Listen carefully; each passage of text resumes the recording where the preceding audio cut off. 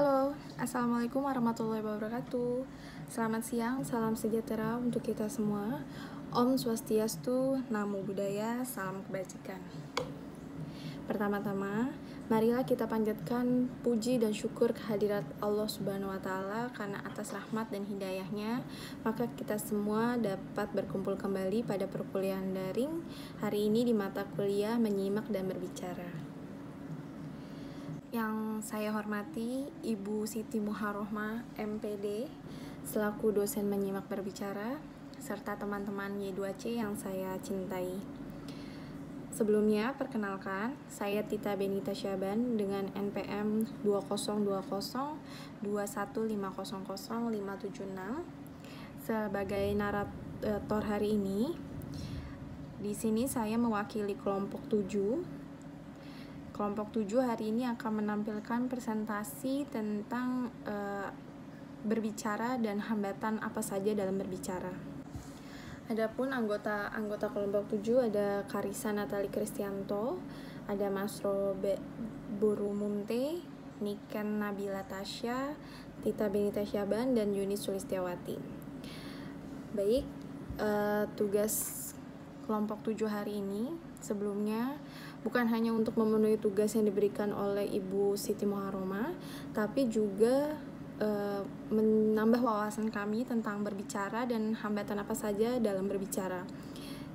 Kedepannya kami memohon maaf jika selama presentasi atau dalam makalah mungkin masih banyak kekurangan, masih banyak kesalahan penulisan kata, masih banyak kesalahan pemilihan kata.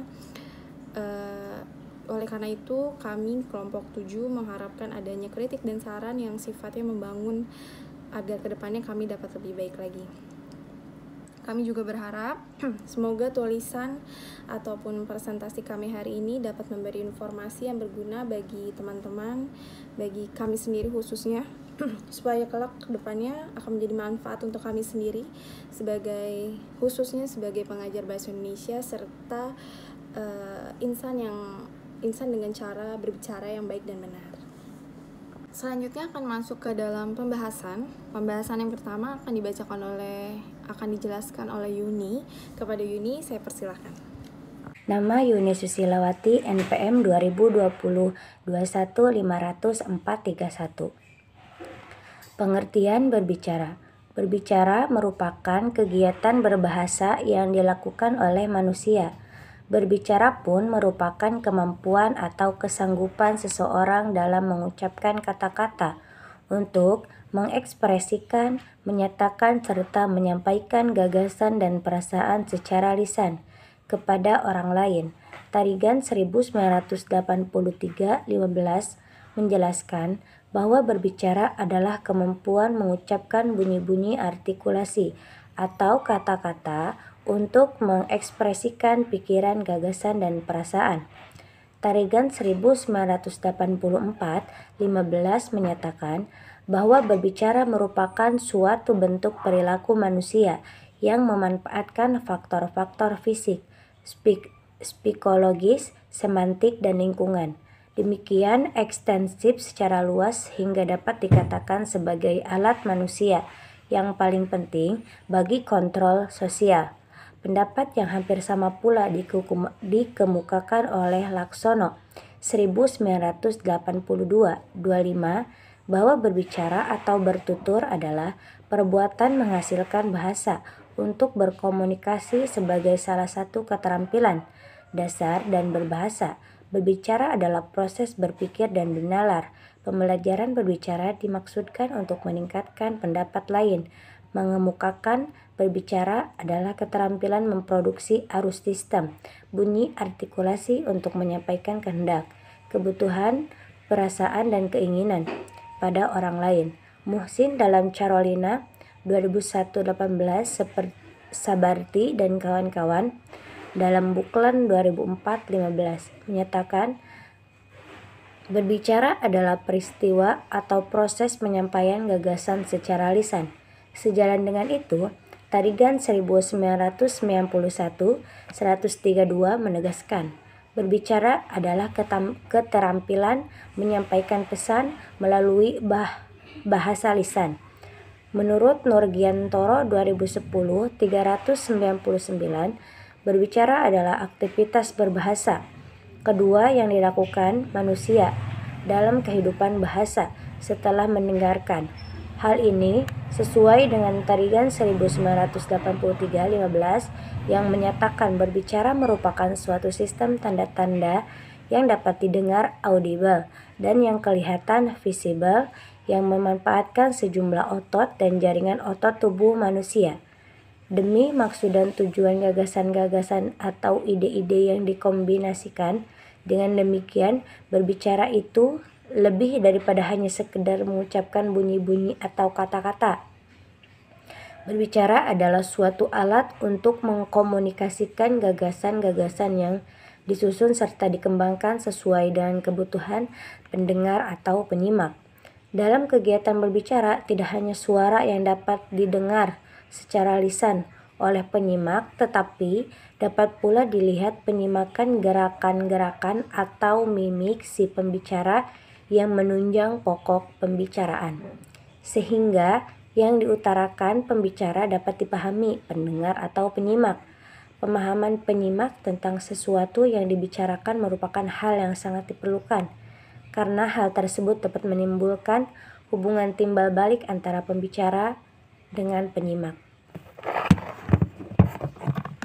Perkenalkan, nama saya Masrung Munte, NPM 2020500419.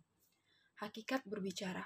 Secara umum, berbicara merupakan proses penuangan gagasan dalam bentuk ujaran-ujaran. Ujaran-ujaran yang muncul merupakan perwujudan dari gagasan yang sebelum berada pada tataran ide. Ada beberapa hal yang perlu diungkapkan berkaitan dengan batasan berbicara, yaitu 1. Berbicara merupakan ekspresi diri. 2. Berbicara merupakan kemampuan mental motorik. 3. Berbicara merupakan proses simbolik. 4. Berbicara terjadi dalam konteks ruang dan waktu. 5. Berbicara merupakan keterampilan berbahasa yang produktif. Prinsip umum yang mendasari kegiatan berbicara yaitu 1. Membutuhkan paling sedikit 2 orang dengan ketentuan A. Pembicaraan yang dilakukan tidak dilakukan dalam kerangka komunikasi. B. Berbicara dialog, misalnya membaca puisi atau merekam pidato. 2. Mempergunakan studi linguistik yang dipahami bersama. 3. Merupakan suatu pertukaran peran antara pembicara dan pendengar. 4. Berhubungan dengan masa kini. Tujuan utama berbicara adalah untuk menginformasikan gagasan pembicara kepada pendengar. Akan tetapi, tujuan berbicara sebetulnya tidak hanya sebatas memberikan informasi kepada orang lain. Ada juga tujuan-tujuan berbicara dengan menitik beratkan pada efek pembicara, yaitu 1. Berbicara dengan tujuan meyakinkan pendengar. 2. Berbicara dengan tujuan mempengaruhi pendengar dengan cara A. Pembentukan tanggapan. B. Penguatan tanggapan. C. Pengubahan tanggapan. 3. Berbicara dengan tujuan memperluas wawasan pendengar. 4. Berbicara dengan tujuan memberi gambaran tentang suatu objek. 5. Berbicara dengan tujuan yang menyampaikan pesan tersirat. Samping itu, kegiatan berbicara pun dapat dikelompokkan dalam beberapa jenis berikut ini. 1. Berdasarkan situasi pembicara. A. Berbicara formal. B. Berbicara non-formal. 2. Berdasarkan keterlibatan pelaku pembicara. A. Berbicara individual. B. Berbicara kelompok. 3. Berdasarkan alur pembicara. A. Berbicara monologis. B. Berbicara dialog. Dalam kehidupan sehari-hari, tampaknya kegiatan berbicara yang digunakan adalah berbicara non-formal. Situasi bicara non-formal tidak seketat berbicara formal. Jika berbicara formal dibatasi ruang dan waktu, situasi dalam berbicara non-formal tidak terbatas ruang dan waktu. Dimanapun kegiatan berbicara dapat dilangsungkan tanpa harus ada persiapan sebelumnya. Berbicara sebagai suatu keterampilan berbahasa dapat juga dikaitkan dengan kemampuan berbahasa lainnya, yaitu 1. Hubungan berbicara dengan menyimak. A. Seorang anak belajar berbicara dimulai dengan menyimak. B. Terjadinya pergantian antara penyimak dan pembaca. C. Kemampuan berbicara dijadikan tolak ukur kemampuan menyimak. D. Berbicara dapat dijadikan bentuk reproduksi dari proses menyimak. 2. Hubungan berbicara dengan membaca. A. Berbicara dapat dijadikan bentuk reproduksi dari proses membaca. B. Pada orang dewasa, peningkatan kemampuan berbicara dapat dilakukan melalui proses membaca. C. Membaca dapat menjadi sarana efektif dalam memandu kegiatan berbicara. 3. Hubungan berbicara dengan menulis. A. Kemampuan menulis dapat dijadikan sarana pendukung bagi kemampuan berbicara. B. Menulis sangat diperlukan dalam kegiatan berbicara dialog. Halo, perkenalkan nama saya Niki Nabila Tasya, NPM 2020-21-500-404. Baik, di sini saya akan menjelaskan sikap mental berbicara. Mental dalam berbicara, kegiatan berbicara merupakan kegiatan yang membutuhkan berbagai macam dan kemampuan yang sangat kompleks. Salah satunya adalah sikap mental yang harus dibina oleh seorang pembicara pada saat berbicara. Dapat dijelaskan sebagai berikut. Yang pertama, yaitu rasa komunikasi dalam berbicara. Harus dapat keakraban antara pembicara dan pendengar. Jika rasa keakraban itu muncul, dapat dipastikan tidak akan terjadi proses komunikasi yang tumpah tindih. Pembicara yang baik akan berusaha untuk menumbuhkan suasana komunikasi yang erat.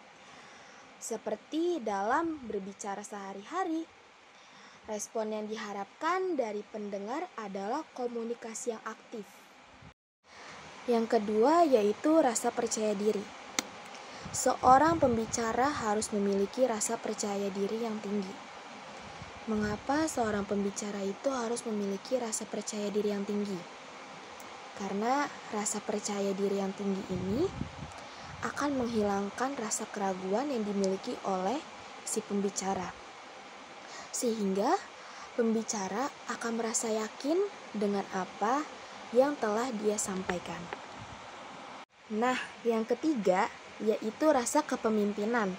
Menurut Aminuddin 1983, ia mengemukakan bahwa rasa kepemimpinan yang berhubungan dengan kegiatan berbicara adalah rasa percaya diri dari pembicara bahwa dirinya mampu mengatur, menguasai, dan menjalin suasana akrab dengan pendengarnya, serta mampu menyampaikan gagasan-gagasannya dengan baik.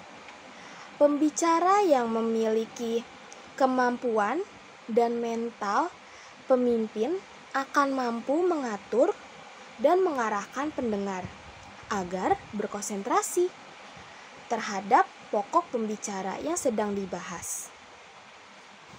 Yang terakhir yaitu rasa humor. Seorang pembicara harus memiliki rasa humor.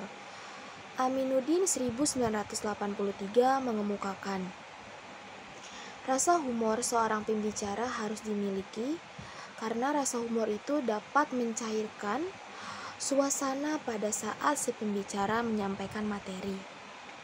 Maka dari itu, setiap seorang pembicara harus mempunyai rasa humor.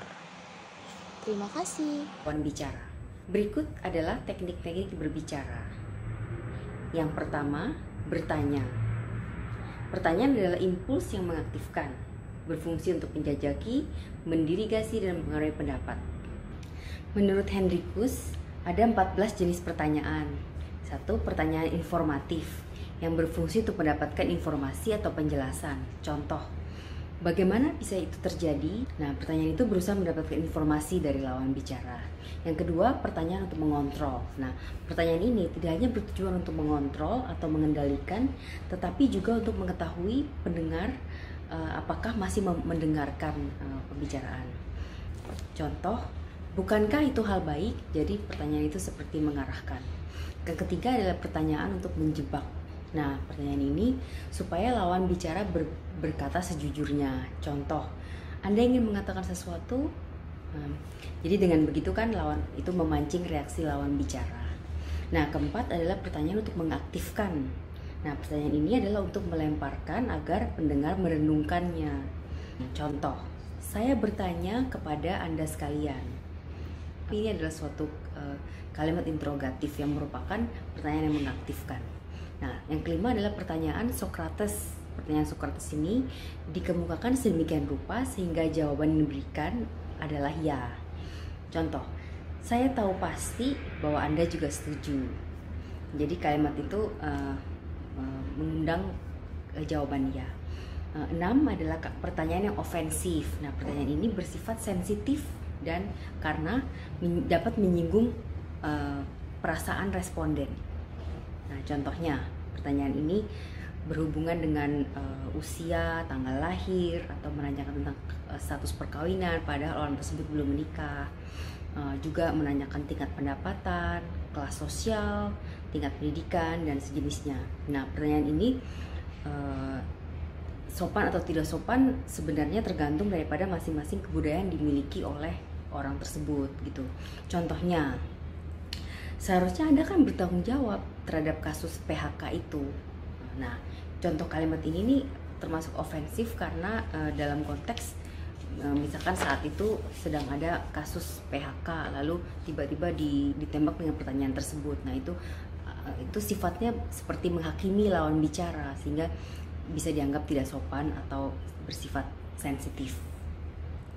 Berikutnya adalah pertanyaan retoris. Nah, retoris ini kurang lebih bersifat sugestif dan tajam. Nah, ini dapat membuat orang lain menjadi bodoh dan sulit untuk menjawab. Contoh, ini ada satu pertanyaan untuk Anda yang pasti tidak bisa dijawab dengan ya. Jadi dengan kalimat ini nih membuat seperti mengunci lawan bicara sehingga kesulitan untuk menjawab gitu. Nah, bersifat tajam. Jadi lawan bicara berusaha untuk memberi jawaban agar tidak hanya sekedar menjawab ya. Yang berikut adalah pertanyaan untuk membuka masalah baru. Nah, ini adalah mengundang atau mendorong lawan bicara untuk bisa mengambil sikap terhadap masalah yang baru saja dikemukakan. Contoh, apakah sebaiknya kita lebih berbicara tentang harga? Nah, dengan setelah pertanyaan tersebut, maka pembicara akan beralih menjadi seputar tentang harga gitu. Yang berikut adalah yang ke-9, pertanyaan alternatif. Nah, pertanyaan ini menawarkan banyak kemungkinan dan jalan baru. Seringkali ini mendorong untuk orang mengambil keputusan. Unsur yang penting adalah menggunakan kata hubung atau. Contoh kalimatnya, Anda lebih menyukai menjadi pengusaha atau pegawai pemerintah? Nah, jadi ini adalah pertanyaan alternatif karena orang akan memberikan jawaban yaitu pegawai pemerintah atau pengusaha. Yang ke-10 adalah pertanyaan untuk membuka pembicaraan. Nah, orang dapat langsung mengungkapkan pertanyaan pada awal pembicaraan atau suatu pidato. Nah, efeknya sangat dinamis sebab pembicara dan lawan bicara akan langsung berpikir. Efek psikologisnya juga besar. Seorang penasihat, penjual, dan pembicara harus mengenal mentalitas pendengarnya. Contoh kalimatnya, pertanyaan pertama saya adalah, sekarang aktivitas Anda apa? Nah, setelah diajukan pertanyaan ini, maka pendengar akan langsung berpikir menanyakan aktivitas lawan bicara atau menjelaskan aktivitas mereka gitu. Yang ke-11 adalah pertanyaan balik. Nah, pertanyaan ini sebenarnya tidak sopan apabila orang bertanya lalu kita menanyakan balik gitu, dan juga menimbulkan tekanan psikologis pada orang yang bersangkutan. Juga dapat menimbulkan rasa heran atau tidak senang. Contoh, kamu menyukai itu, orang A yang bilang, lalu orang B bilang bagaimana dengan kamu, jadi langsung ditanyakan balik gitu, membuat A bisa merasa heran atau tidak senang gitu karena ditanya balik gitu. Nah, yang ke-12 adalah pertanyaan untuk menutup pembicaraan. Nah, jadi pertanyaan ini sebenarnya secara sadar atau tidak sadar gitu diajukan untuk biasanya mengenai saran dan harapan. Contoh, bolehkah sebagai penutup saya menambahkan bahwa gitu. Jadi ini sekalian seperti mengkonklusi suatu pembicaraan. Yang ke-13 adalah pertanyaan provokatif. Nah, pertanyaan ini bersifat menantang atau membangkitkan kemarahan dan memberikan efek rasa bimbang. Nah, contohnya, Anda yakin bahwa itu benar gitu. Jadi orang yang tadinya mungkin sudah memberikan suatu pernyataan lalu ditantang dengan ide itu gitu, apakah itu benar atau jadi membuat orang berpikir lagi gitu. Yang ke-14 adalah pertanyaan untuk mendirigasi. Nah, ini adalah pada dasarnya pertanyaan yang berfungsi untuk menggarisbawahi, memperlunak, mendorong, dan karenanya menentukan banyak arah. Nah, jadi pertanyaan ini bermaksud untuk mengarahkan pembicaraan atau diskusi ke suatu sasaran yang sudah digarisbawahi sebelumnya.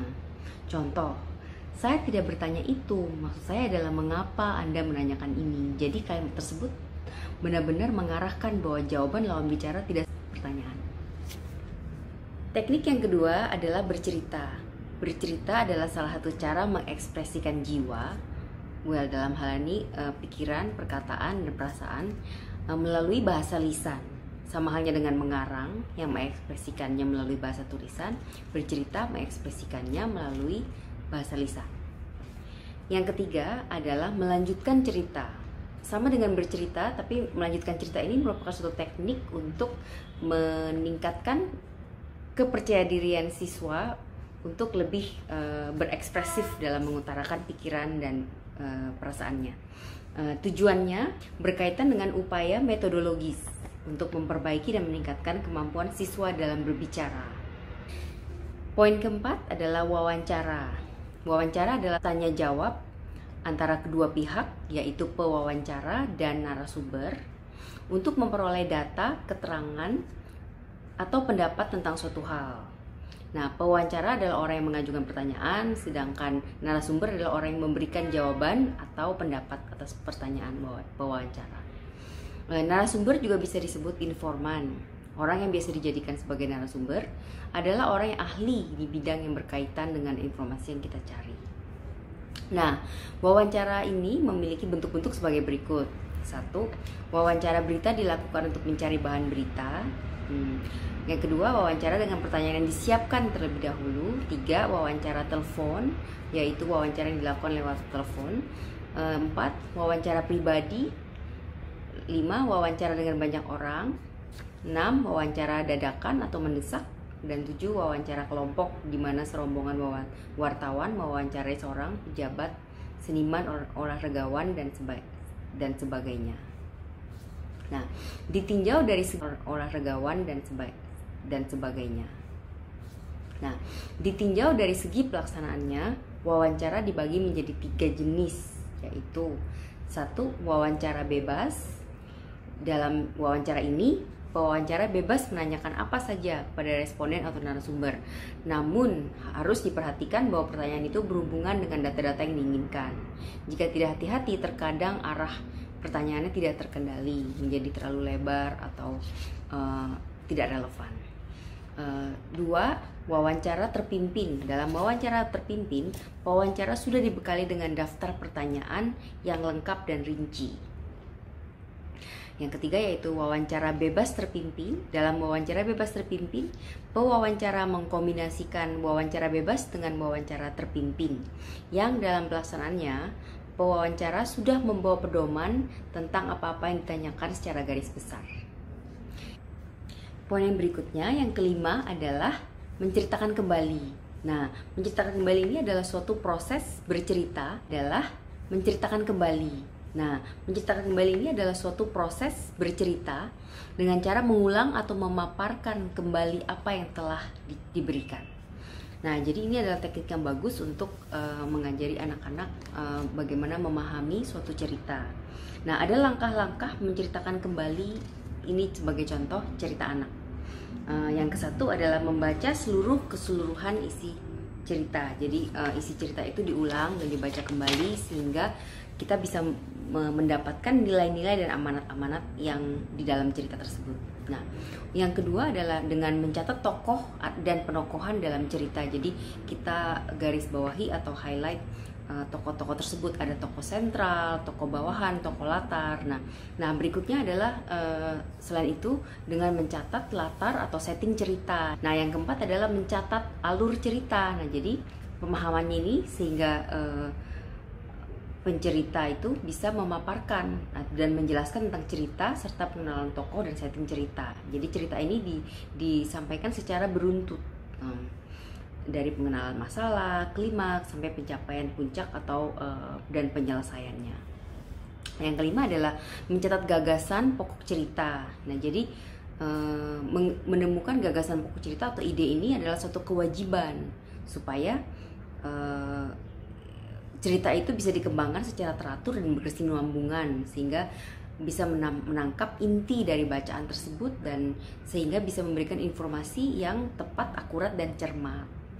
Yang berikut poin ke-6 adalah bermain peran. Bermain peran dilakukan oleh anak dan melibatkan dunia khayal atau fantasi mereka. Bermain peran sangat dekat dengan dunia anak. Nah, Piaget menjelaskan bahwa anak-anak berusia 4 tahun dan usia sekolah berpartisipasi dalam bermain peran atau yang disebut sebagai tahap konstruktif. Bermain peran mendominasi permainan dan peserta menggunakan properti, kreativitas, dan imajinasi. Tahapannya memerlukan interaksi sosial. Nah, dengan bermain peran, anak-anak dapat belajar berbagai hal yang di sekitar lingkungan anak. Yang ketujuh adalah menjawab pertanyaan. Nah, menurut KBBI ada 5 arti menjawab, yaitu memberikan jawaban atas pertanyaan, kritik, dan sebagainya, 2 membalas, 3 menyahut, 4 memenuhi, dan 5 menanggapi. Contohnya adalah menjawab tantangan pembangunan. Sedangkan arti kata pertanyaan, nomina dari kata dasar tanya, menurut KBBI adalah perbuatan atau sesuatu yang ditanyakan. Jadi, menjawab pertanyaan adalah memberikan jawaban atau balasan terhadap sesuatu yang ditanyakan atau permintaan keterangan dari suatu perbuatan dan sebagainya. Yang terakhir adalah percakapan. Lagi-lagi dalam KBBI, arti percakapan adalah perihal bercakap-cakap, satuan interaksi bahasa antara dua pembicara atau lebih, pembicaraan, perbincangan, dan perundingan.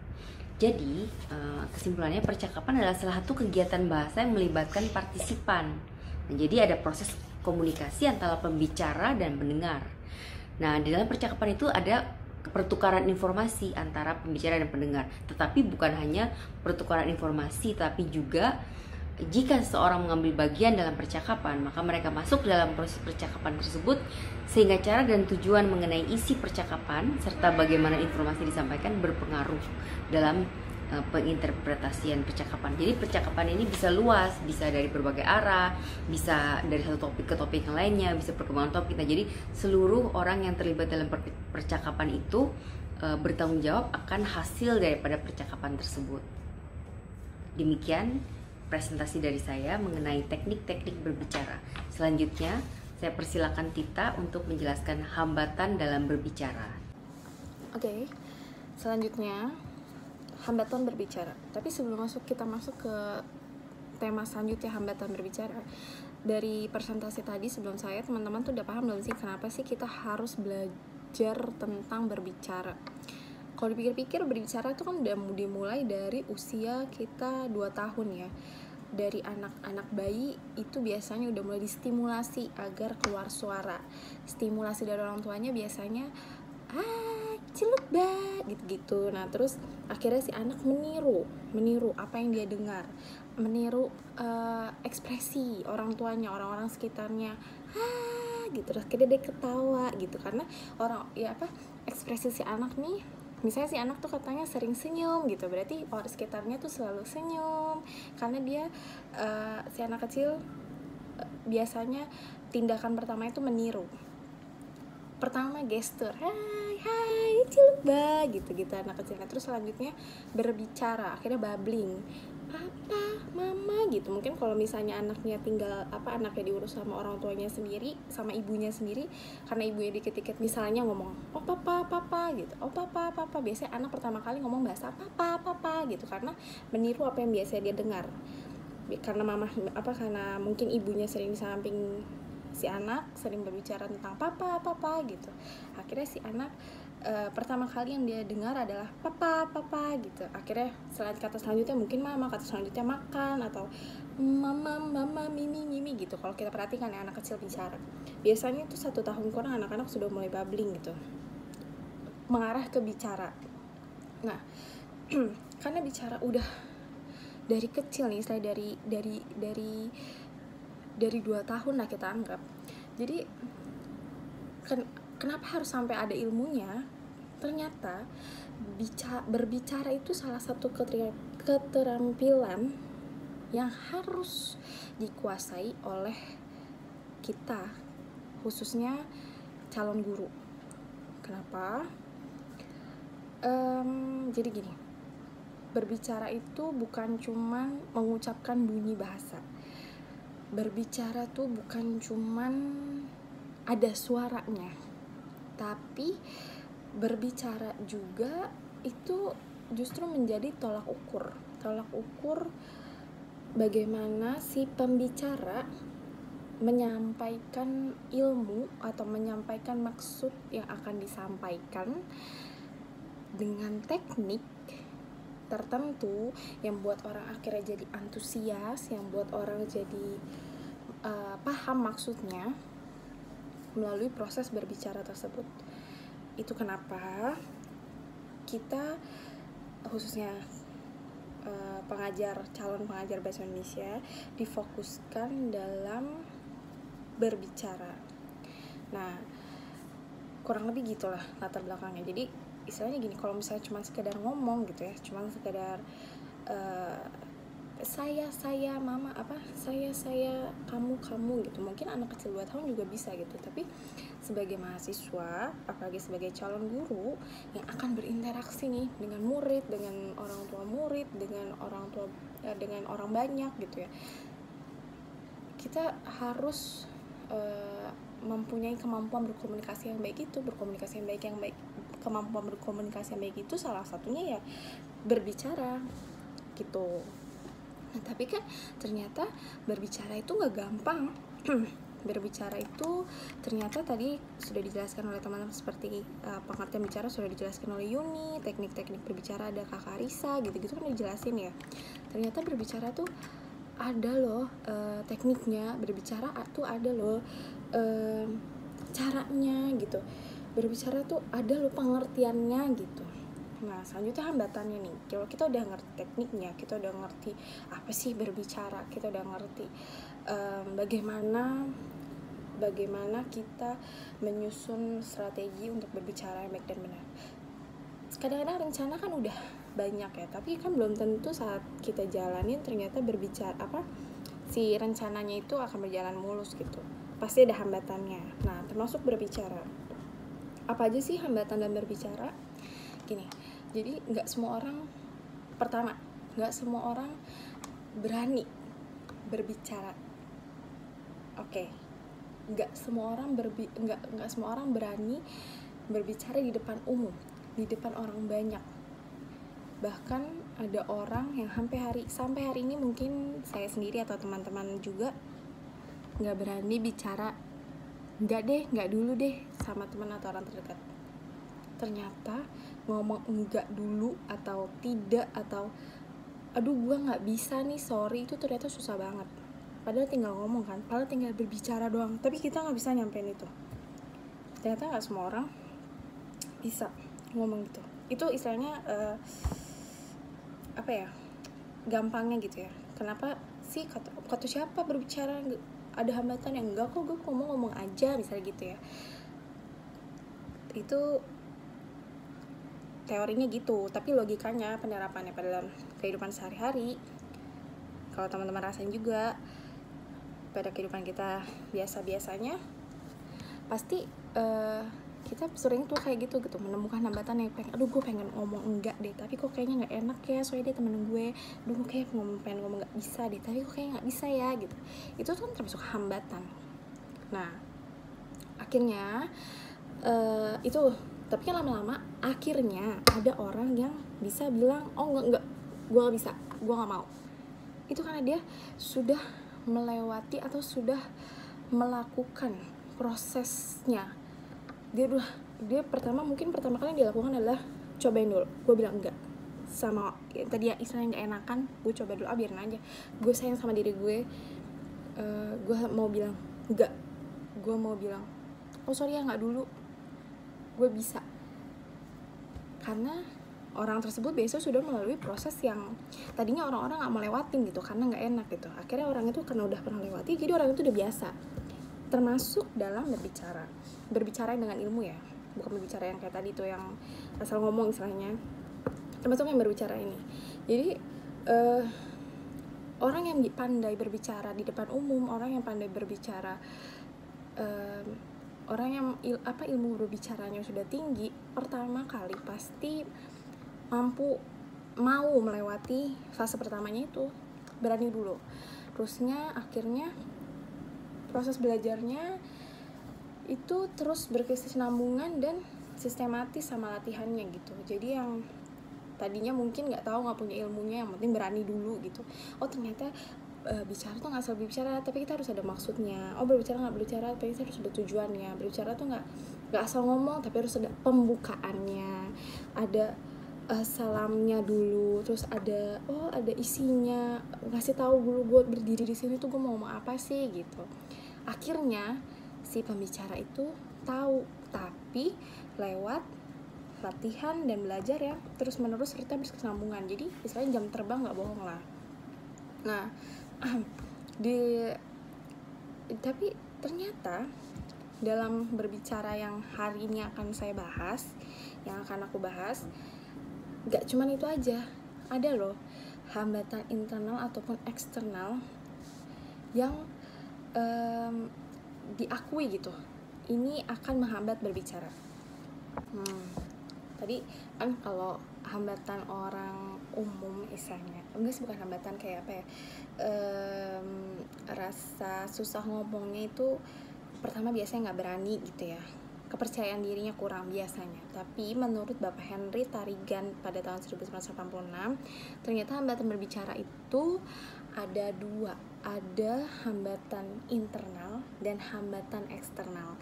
Nah dari yang tadi kita omongin tuh yang rasa nggak enak dan rasa nggak enak, rasa nggak berani, rasa jam terbang, itu tuh kira-kira akan masuk ke dalam hambatan internal atau eksternal ya. Nih aku bahas satu persatu. Hambatan internal yang pertama. Hambatan internal itu hambatan yang berasal dari dalam diri kita sendiri. Nggak berani biasanya atau nggak pede.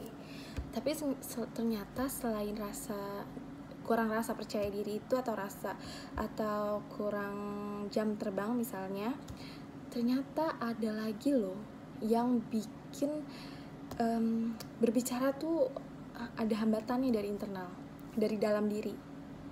Yang pertama adalah ketidaksempurnaan alat ucap. Hambatan ini bersifat fisik. Ini kita bukan bukannya ngebully, tapi lebih ke jadi buat teman-teman nih, misalnya nih yang ada rasa percaya diri, ada rasa yang gue nggak enak nih, takut.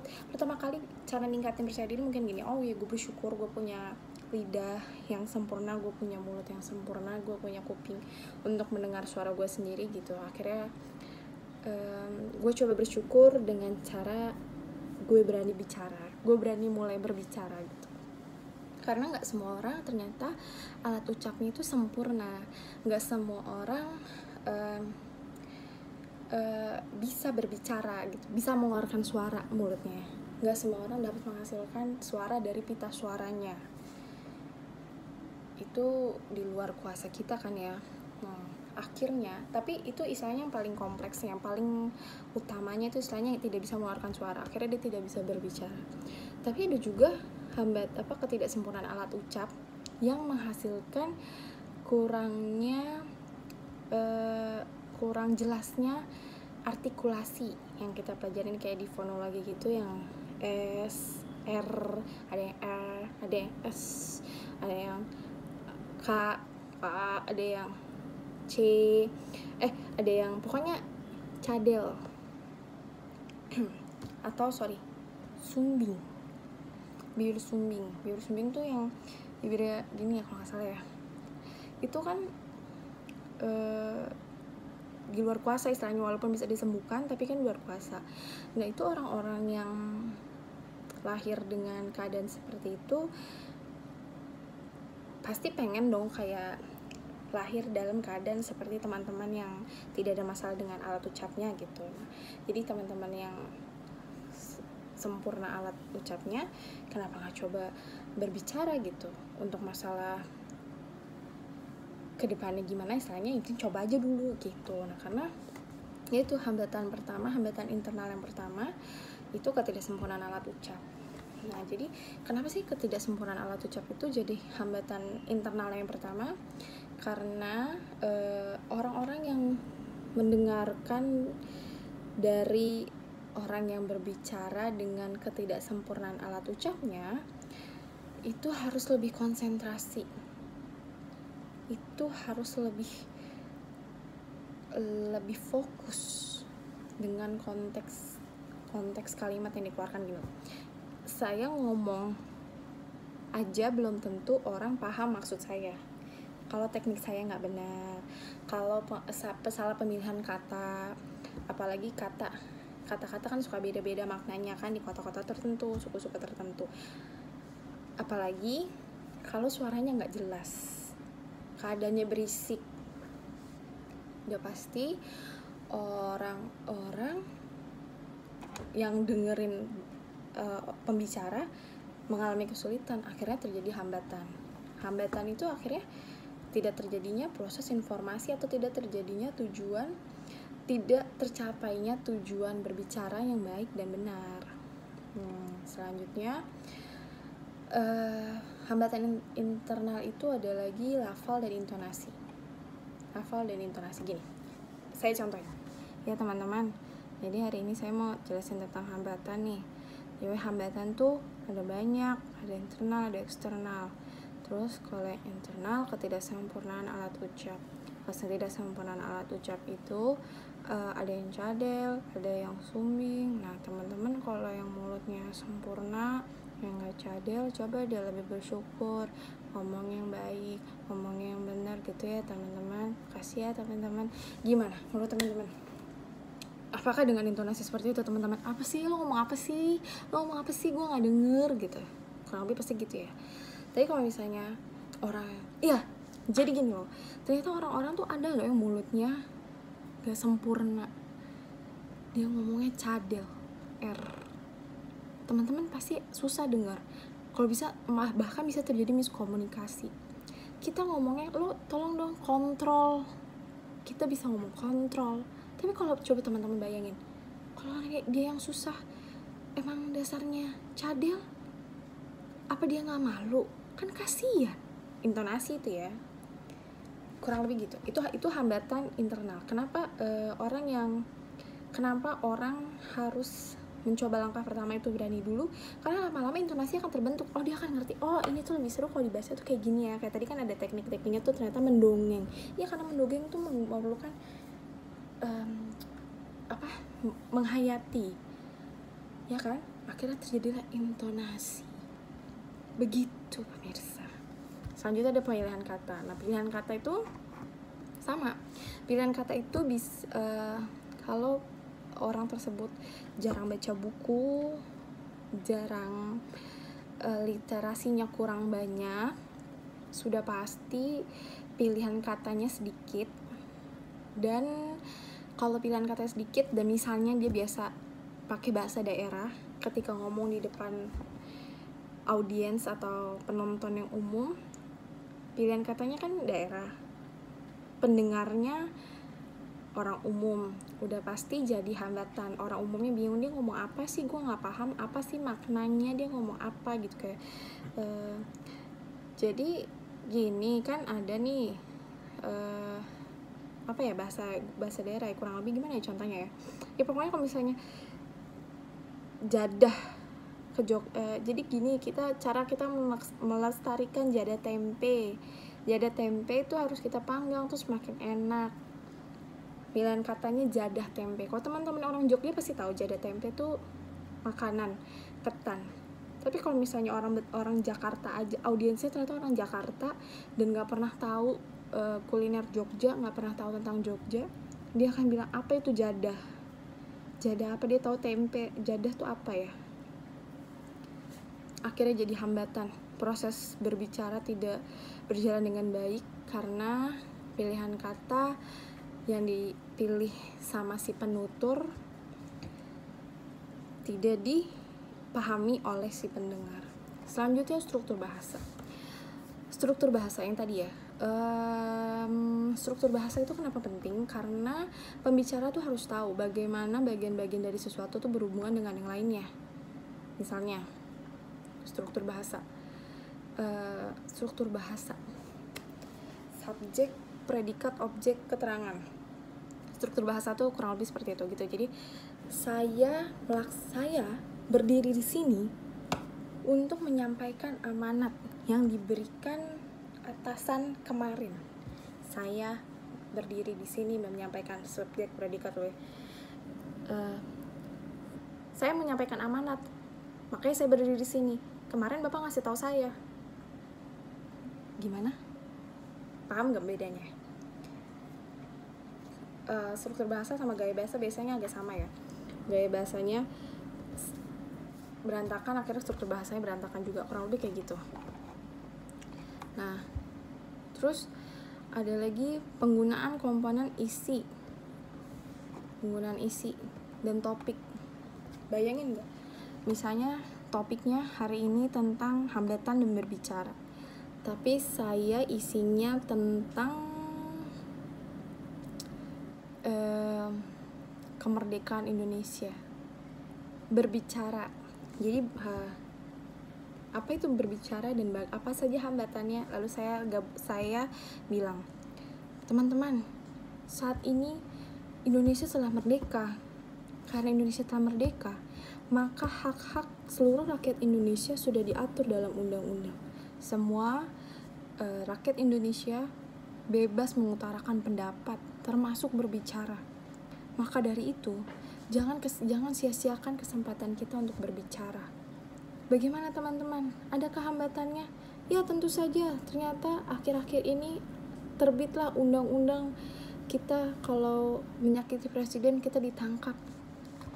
Pasti teman-teman bilangnya apaan sih, bukannya lagi ngomongin hambatan apa aja nih kalau lagi berbicara. Hambatan maksudnya hambatan tekniknya, kok jadi hambatan kita berpendapat gitu, walaupun sama-sama berbicara gitu kan, tapi kalau misalnya ternyata nggak sesuai dengan topik, akhirnya jadi hambatan juga.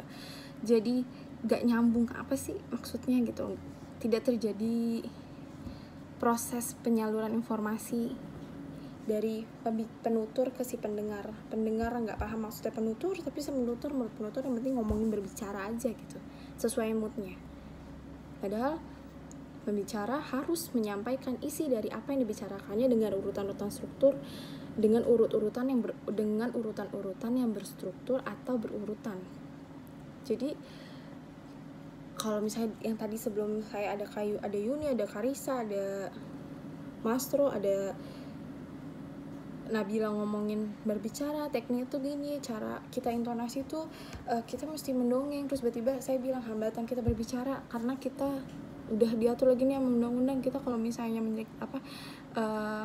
menyindir pemerintah, menyinggung pemerintah, kita bisa ditangkap loh. Kira-kira menurut teman-teman maksudnya gimana, kok tiba-tiba hambatannya kita akan ditangkap? Apa urusannya orang gue mau nanya hambatan berbicara kok gitu ya. Kayak kualitas isinya nggak ada kualitasnya gitu. Nah terus akhirnya si pembicara kan tidak menyampaikan isi yang bermutu gitu. Jadi hanya asal bicara doang, terus akhirnya yang disampaikan jauh dari tema gitu. Justru tidak jadi proses penyaluran informasi yang baik dan benar. Kurang lebih gitu, bisa dipahami nggak teman-teman? Jadi hambatan internal itu tadi kita kurang percaya diri. Selain kurang percaya diri, akhirnya biasanya intonasinya jadi nggak jelas. Terus karena intonasinya nggak jelas, deg-degan biasanya kan, gemeteran gitu. Pemilihan katanya jadi salah-salah. Pemilihan katanya jadi salah-salah karena biasanya secara nggak sadar kita tuh mengeluarkan kata-kata yang biasanya kita dengar, kita lakukan sehari-hari. Misalnya orang Jawa ngomong bahasa Jawa, jadi lupa gitu, harusnya di depan pendengar umum pakai bahasa Indonesia yang baik dan benar, malah pakai keluar bahasa Jawanya gitu, karena ya tadi karena kurang percaya diri. Mungkin ada itu pertama kurang percaya diri, atau ada masalah ketidaksempurnaan alat ucap. Terusnya akhirnya karena isi maksudnya tadi pemilihan katanya salah-salah, alat ucapnya bermasalah, terusnya isi yang kita bicarakan sama si topik nggak nyambung gitu. Jadilah itu karena si pembicaranya menyebabkan gitu. Kenapa disebut hambatan internal? Karena pembicaranya yang menyebabkan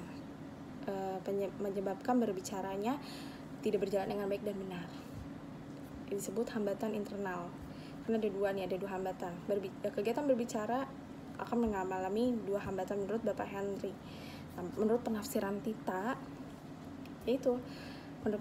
kalau internal berasal dari pembicara, kesalahan yang berasal dari pembicara, misalnya ketidaksempurnaan alat ucap, deg-degan, intonasi nggak jelas, pemilihan kata kurang banyak, nggak nyambung, isi sama topik gitu. Nah, menurut Bapak Henry ada hambatan yang kedua, namanya hambatan eksternal. Menurut penafsiran Tita, menurut penafsiran saya, hambatan eksternal itu hambatan yang disebabkan karena si pendengar atau karena situasi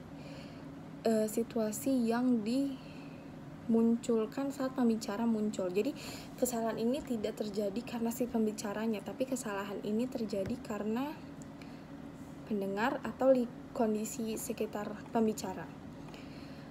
Nah, kalau yang menurut Bapak Henry Tarigan itu, hambatan eksternal pertama ada suara atau bunyi. Nah, suara atau bunyi itu biasanya nih ya, kalau kita ngomong depan umum, suara atau bunyi, kondisi ruangan, gaduh, ribut-ribut gitu kan. Itu gimana caranya kita jadi pembicara yang benar, yang baik, yang tadinya gaduh bisa diam pas kita ngomong. Permisi, perhatian, sudah bisa dimulai acaranya. Suka kayak gitu nggak? Tiba-tiba pasti ada orang gitu kayak lalat, terus tiba-tiba saat ada yang kayak lalat, terus tiba-tiba ada yang ngambil ngeras suara, tiba-tiba permisi, tes, cek, akhirnya semua kembali fokus. Itu hambatan eksternal ya. Nah, terus media. Biasanya pembicara tuh kan butuh media. Kalau sekarang medianya ada ini ya, fokus. Jadi kalau misalnya seminar-seminar gitu biasanya ada layar nih, ada poin-poinnya, kayak kelompok 7 juga bikin poin-poin di PowerPoint gitu. Ada 1, 2, 3, 4 gitu. Jadi kita ada poin utamanya media gitu. Oh, berarti poin utama. Gue mau jelasin kenapa sih media bisa jadi penghambat berbicara gitu. Karena yang tadinya si pembicara nih tadinya udah nyusun gimana caranya gue ngomong tersusun, gimana caranya gue ngomong dari awal sampai akhir tuh seirama, medianya nggak bisa kebuka. Akhirnya yang tadinya dia udah tulis biar sesuai, mungkin jadi ya kurang sesuai gitu. Kayak karena itu medianya. Ya walaupun sebenarnya si pembicara harusnya mungkin bikin lagi catatan kecil atau apa ya, tapi kan kalau misalnya udah deket-deket waktu, sebagai manusia biasa pasti ada kekurangan. Selanjutnya pengetahuan. Nah, jadi pembicara yang baik itu kan bagusnya TikTok bahasanya, TikTok sama si pendengar. Pembicara yang baik tuh katanya paham pendengarnya nih lagi seneng apa sih, kalau dikorelasikan sama kehidupan sehari-hari gitu kan ya. Kalau misalnya saya nih ngomongin hambatan berbicara, oh iya ya kan kita lagi sama-sama presentasi nih, seru banget nih kalau kita korelasiin sama tugas kita sehari-hari atau tugas kita ngajar, ngomong di depan komputer gini. Biasanya ngomong depan anak-anak nggak dengerin, tinggal lempar spidol misalnya. Kalau sekarang kan di online ada emaknya lagi di sampingnya kan, itu kan korelasi, kita cari korelasinya gimana. Nah, kadang-kadang pembicara tuh suka cari tahu dulu pendengarnya nih kurang lebih dari kalangan apa. Bisa di kalangan guru. Oh, berarti korelasi saat pengajaran media online, bagaimana berbicara yang baik dan benar di media online. Yang tadinya media langsung mungkin bisa maaf yang sebelah pojok tolong dengarkan saya gitu. Kalau Zoom kan nggak mungkin kamu yang sebelah kanan, totonya di layarnya dia yang sebelah kanan tuh bukan dia gitu, temennya gitu. Sebenarnya pembicara yang baik tuh katanya harusnya meriset dulu pendengarnya tuh lebih suka ngomongin apa sih, lagi suka dengerin apa sih. Akhirnya nyambung pengetahuan si pembicara dan pengetahuan si pendengar. Saat si pembicara ngomong, saat pembicara ini menyampaikan informasi, pendengarnya juga setuju. Oh iya benar nih, lagi terjadi di kehidupan saya nih. Anak-anak di media online kalau saya jelasin kurang liatin gitu, mungkin karena bosen saya ngomong terus, gimana ya caranya biar mereka nggak bosen gitu. Oh ternyata kalau saya ganti-ganti background, anak-anak tuh jadi ngeliatin layar saya terus loh gitu. Akhirnya si pendengar fokus mendengarkan si pembicara semakin pede menyampaikan apa yang mau disampaikan gitu. Jadi gimana caranya kita berbicara nggak jadi hambatan? Ya itu, kalau misalnya alat ucapnya kurang sempurna, berarti pemilihan katanya kita saring-saring lagi. Misalnya daripada mengontrol, lebih baik meninjau. Tolong dong tombol kontrolnya gimana ya kalau kayak gitu ya, tolong dong tombol ini bisa, akhirnya gitu loh, pemilihan katanya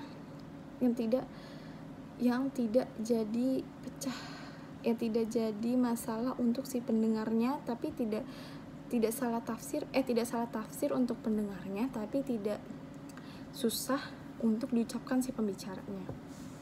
Pemilihan kata tuh berarti biasanya tuh banyak baca buku, percaya diri, jam terbang biasanya. Terus selanjutnya yang hambatan eksternal tadi biasanya kegaduhan, kericuan, ribut kalau kita lagi ngomong terus tiba-tiba mereka ngomong sendiri. Itu gimana caranya sih kita narik atensi mereka, hey lihat gue di sini gitu.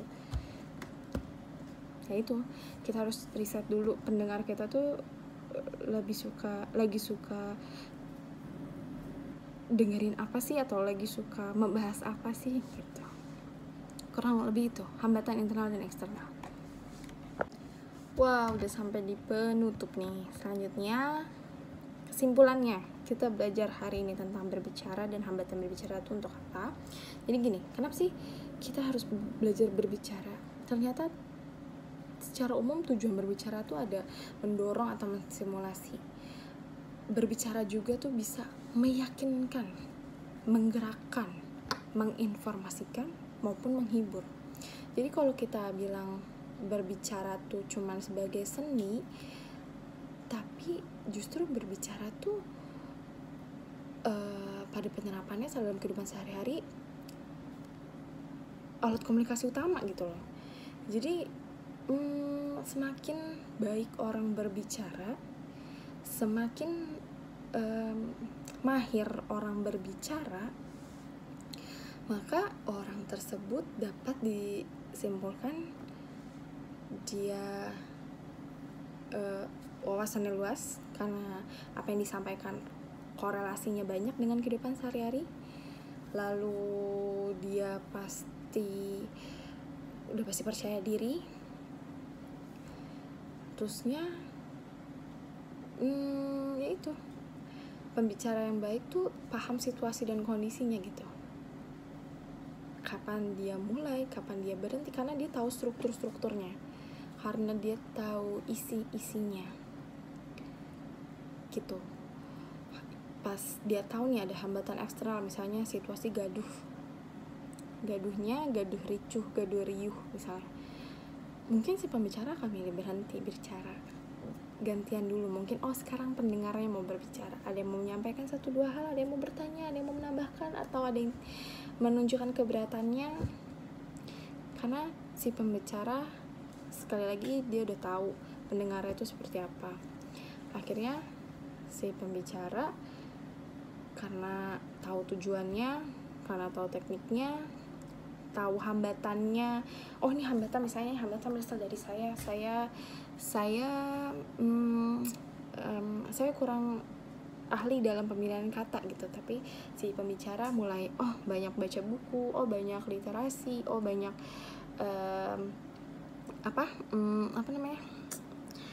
banyak referensi, banyak dengerin juga gitu kan, jadi pemilihan katanya tambah banyak. Terus atau misalnya karena si pembicara udah sering riset, saat ada hambatan eksternal seperti media yang nggak siap misalnya, atau situasinya di luar ekspektasinya gitu, si pembicara ini udah bisa mengendalikan situasi gitu. Apalagi metode penyampaian dan penilaian berbicara itu ada yang menyampaikan mendadak, ada yang menyampaikan tanpa persiapan, ada yang menyampaikan dari naskah atau menyampaikan dari ingatan gitu. Pokoknya semuanya kembali lagi si pembicara nih tahu bagaimana, apa tujuannya, apakah isinya sesuai dengan topiknya hari ini. Itu pembicara yang baik. Terusnya dia dapat menyeimbangi pendengar sama apa yang akan dia bicarakan gitu. Satu lagi sih bahasa tubuh ya. Bahasa tubuh juga kan kalau misalnya ekspresif, si pendengar pasti gak bosen, si pendengar pasti antusias, wah ngomong apa sih kok seru banget gitu.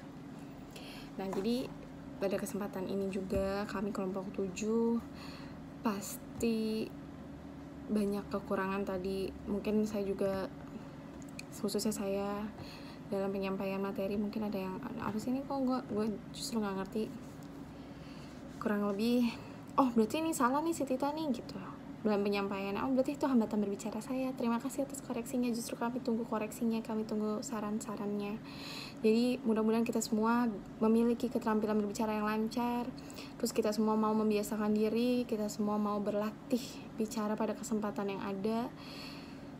Jadi kalau misalnya kita udah berani, kita udah rapih, udah latihannya udah lancar,